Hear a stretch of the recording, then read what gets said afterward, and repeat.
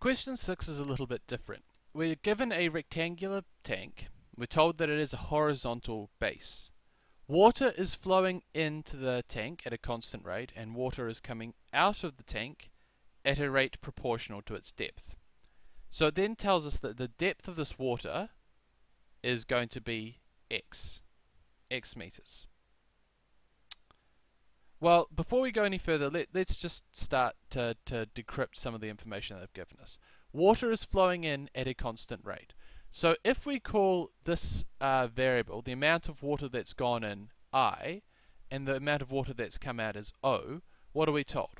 We're told that water is flowing in at a constant rate. That means the rate of water in is equal to some constant K. What are we told about water coming out? We're told water comes out at a rate proportional to the depth. So this is going to be dO by dt is equal to some other constant times x. Right. What does that mean? Well, if you look at the height of water in the tank, this is going to be dx by dt is going to equal to the amount of water coming in minus the amount of water going out. So this is going to be the way that we're going to model our scenario given here. So we're given a bit of extra information, right? We're told if the height of water, if the depth of water is 0.5 meters, it remains at a constant value. So that means when x equals to 0.5, dx by dt equals to 0. Or as another way of thinking about it, water in is equal to water out. It's a stable situation. So using that, we can get rid of one of the variables, or rather express one in terms of the other.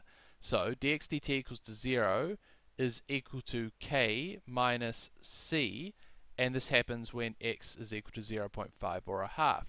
So in this case, c is going to be 2 times k. So we can rewrite our differential equation dx by dt is equal to some constant k minus 2k times x. Right?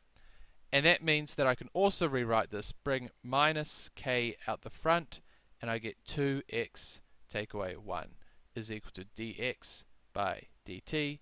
This is what they wanted us to show. So, the next part tells us that when t equals to 0,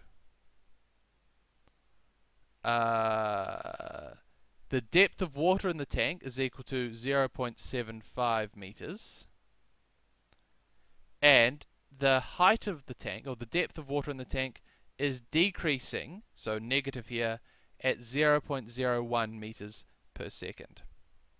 Find the time at which the depth of the water is 0.55 meters. So again, we had dx by dt is equal to minus k 2x take 1.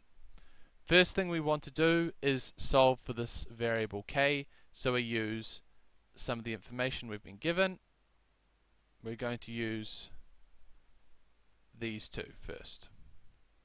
So what do we get? We get minus 0.01 is equal to minus k 2 times 0.75 minus 1. So we get 0.01 is equal to k times 1.5 minus 1, so k is equal to 0.02. Excellent. So now that we have that, what can we do? Well, we know dx by dt is now equal to minus 0.02 2x take 1.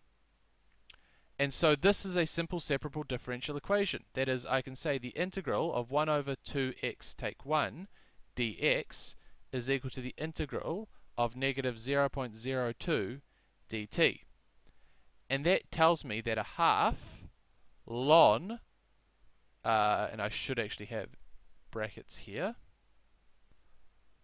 a half ln 2x take 1, sorry, modulus signs, is equal to negative 0.02 t plus some constant c.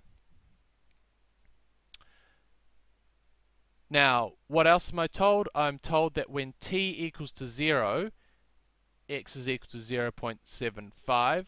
So I'm going to substitute in t equals to 0 in this equation, and I find that gives me c is equal to a half ln 2 times 0.75 is 1.5 minus 1, so 2 ln a half ln a half. So then that's using when t equals to 0, x is equal to 0.75. Right? So that gives me my differential equation, which is going to be a half, I'll just multiply everything by 2, ln 2x take 1 is equal to negative 0.04 t plus ln 1 over 2. From here, what do we have to do? We have to find the depth, find the time at which the depth of water is 0.55.